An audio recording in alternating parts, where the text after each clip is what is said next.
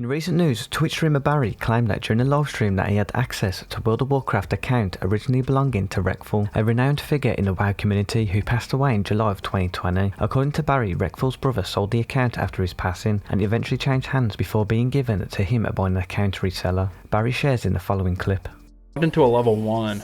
Quest Grills, right? This was his. Can I enter world on it? Like, this was the main warrior he played. It won't have any of his other shit on it. Okay, I can't. Can I log in? What can I log in on? Okay, I can enter the world on level 1. Or we can look at his achievements and mount. Did you fix it? I don't think so, Leon. Leon, did I ever tell you I have Reckful's account? Yeah, dude, his brother apparently sold his WoW account. Like, someone joined my Discord and it was like a big account seller that joined my Discord and messaged me.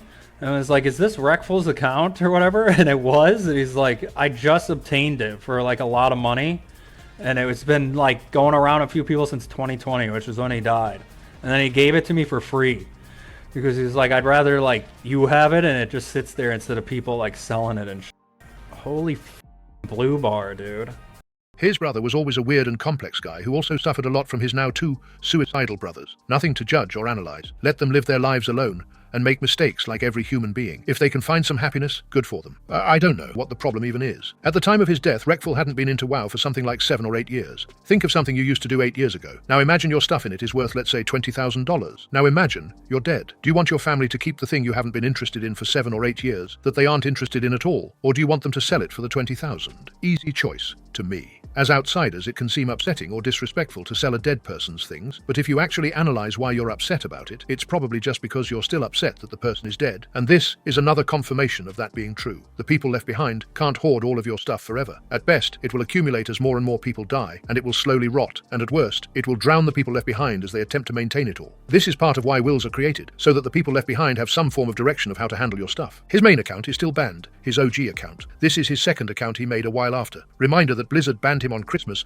refused to unban him while he was alive, and then made a fucking monument to him in-game after he died. Edit. No, Blizzard didn't know it to unban him, but they didn't have to cash in on his death by milking it with a fucking monument to him in-game. I'm pretty sure he even spoke on stream about how he was 100% sure there was someone really high up that hated him and had made sure his account's ban would never be overturned. But I'm sure there's a hardcore Reckful lawmaster out there that can correct me on that. Why is his main banned? Account sharing on stream, which, just to note, a lot of top-end WoW Arena players have it currently account share. Them perma-banning Reckful always felt like they were just trying to prove a point or something. And another side note, when Reckful died, they put a character named Reckful in the game to honor him, which always felt weird to me after perma-banning him.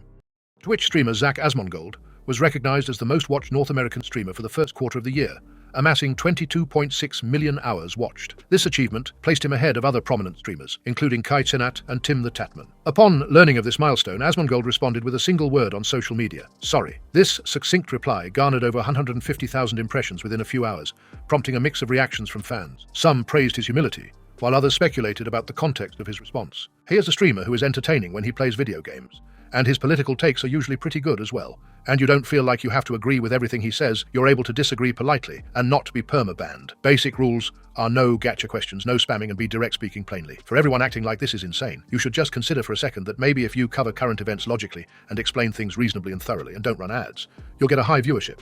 During a recent Twitch stream on April 26, 2025, musician Kanye West, also known as Ye, engaged in a conversation with kick streamer Rangesh N3On about a past incident where N3On falsely claimed to have a brain tumor at the age of 13. Kanye prompted the discussion by saying, "You have to tell people how you faked having cancer." N3On explained that his motive was to elicit a public reaction, stating in the following clip, "Yeah, you have to tell people how you fake like you had cancer." Yeah, it was pretty crazy. I was a kid, I was like 13 years old. I was like, bro, what the can I do to like make people just go crazy? And I was like, you know what?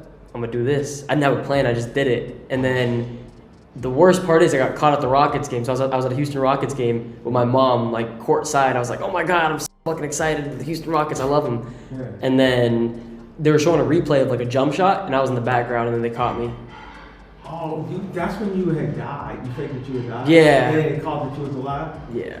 Yeah, this faked his own. Oh my God. Yo! This is a mastermind, bro. Like, y'all